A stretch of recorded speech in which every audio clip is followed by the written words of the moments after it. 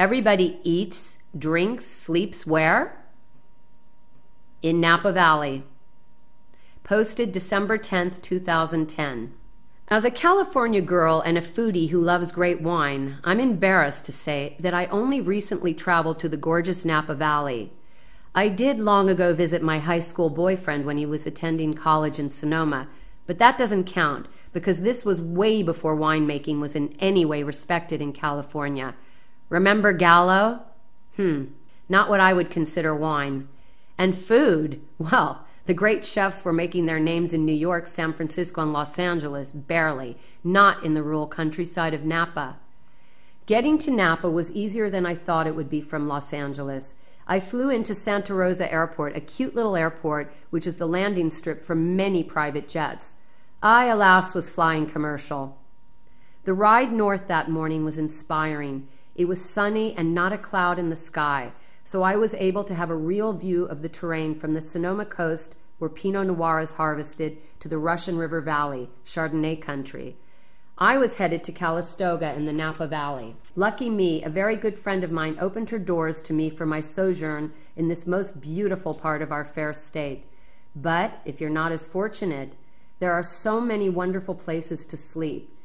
Nestled in the middle of a forest, my choices would be Meadowood or the Auberge du Soleil high atop a hillside with spectacular views of the valley.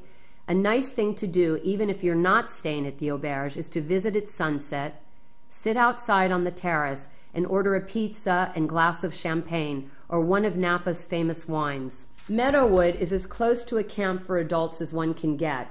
The sleeping quarters are, of course, more luxurious than I remember having at camp, and the executive chef, Christopher Costow, was just awarded 3 stars.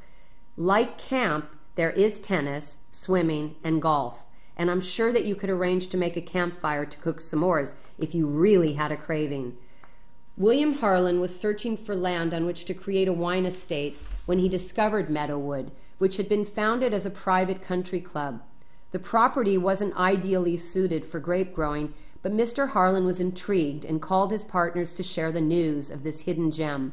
Within 48 hours, the partners owned the estate and began planning its future. Ultimately, Mr. Harlan did find the perfect setting on an Oakville hillside and established Harlan Estate, one of the premier wines of the world. In 2001, the Meadowood partners acquired the land at the entrance to Meadowood and founded the Napa Valley Reserve. This is a private wine club offering its members the opportunity to experience and enjoy the way of life that surrounds a great wine estate. I toured the club with the charming and vivacious Carol Norfleet, who with husband Philip run the Napa Valley Reserve and have been there from the beginning with Bill Harland. The 400 members come from all over the world and include politicians, titans of industry, and famous faces from the entertainment, fashion, and sports world. They vary in age, the youngest being 26. The price of a membership is quite steep, but drinking some of Napa's gems doesn't come cheap either. You can pay $175,000, which will enable you to own 2 rows of vines looked over by the team that produces the Harlan Estate wine, where everything is done organically and biodynamically. Bob Levy is Bill Harlan's winemaker and oversees everything. $150,000 gives you the membership sans les vines, yet still privy to be able to purchase the wine at $78 per bottle. These wines are only available to members. The membership is refunded if you ever decide to leave the wine club. The dues are $7,000 a year. If you opt for the higher membership fee, which many people choose to do, then you can also have your own name put on the bottles of wine produced each year from your vines. There are all kinds of events and classes offered each year, as well as travel excursions organized to every part of the world that produces wine. Members can use the club for dinners and parties, and I might add that it makes a truly lovely backdrop for any party because the reserve was designed by famed Napa Valley architect Howard Backen of Backen, Gilliam, and Krager. While in Napa, I also visited 3 of the valley's most prestigious vineyards, Staglin, Araujo, and for historical purposes, Chateau Montelena, which in 1976 became famous for winning the white wine section of the Judgment of Paris wine competition. Chateau Montelena's 1973 Chardonnay was in competition with 9 other wines from France and California under blind tasting. It was the subject of the 2008 film Bottle Shock. For many people, wine is food. But what is wine really without the real deal, food? And wonderful food at that. I explored and ate at some of the Valley's most noted restaurants, but a highlight for me was Bardessono in the Bardessono Hotel, which is Napa Valley's first all-green hotel. I went with 2 of my best friends, and all of us raved about every single dish that executive chefs Sean O'Toole and Roger Eggleston brought to our table. Sean has since returned to San Francisco to helm the kitchen at Quince. Included in our tasting at Bardessono that evening was a plate of the last of the beautiful heirloom tomatoes grown at the Hill family farm and served with creamy, delicious burrata cheese and garden basil. This was drizzled with a rich balsamic vinegar.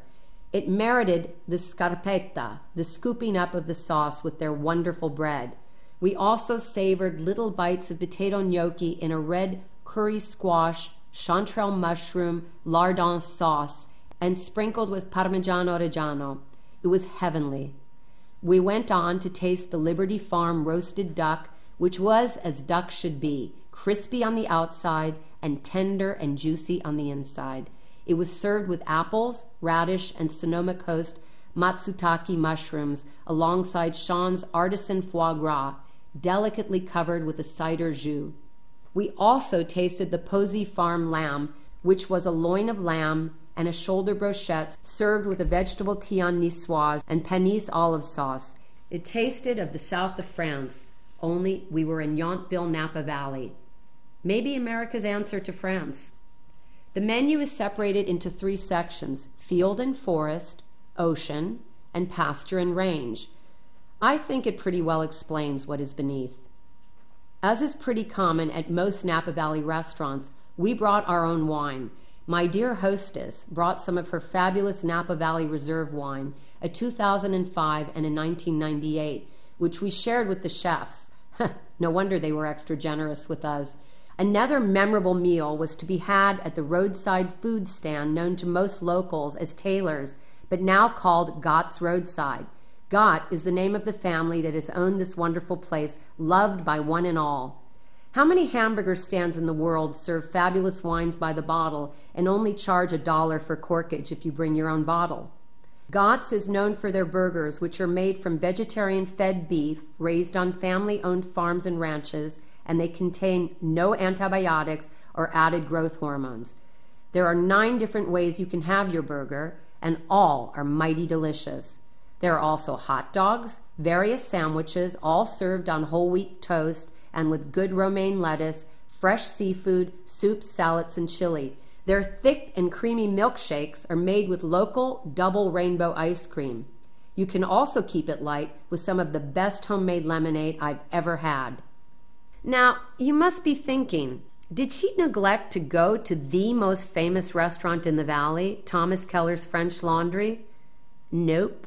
I dined there as so many others do. But being that my philosophy for these stories is that I only talk about places I love, I choose to leave this particular restaurant out and save it for a separate entry. It does merit a story, being that so many people make special trips to Yountville to dine at what has been deemed to be America's finest restaurant. As it is with art, this picky eater begs to differ, and I walked away with a very different opinion than most. You will have to stay tuned to hear my view of the evening I spent at this extremely expensive and, in my opinion, overrated restaurant. I should add a very important piece of information for those of you who may frown at eating in expensive restaurants and instead opt to buy cheese and fruit to enjoy while picnicking in the lovely countryside. Cheese is double the price at most stores in Napa. Why? Well, figure it out. Supply and major demand. One of my friends who moved to Napa from New York has decided to have cheese shipped to her instead of paying the outrageous prices charged by stores like Dean and DeLuca who opened up there. So I say BYOC, bring your own cheese when you come to visit the delightful Napa Valley.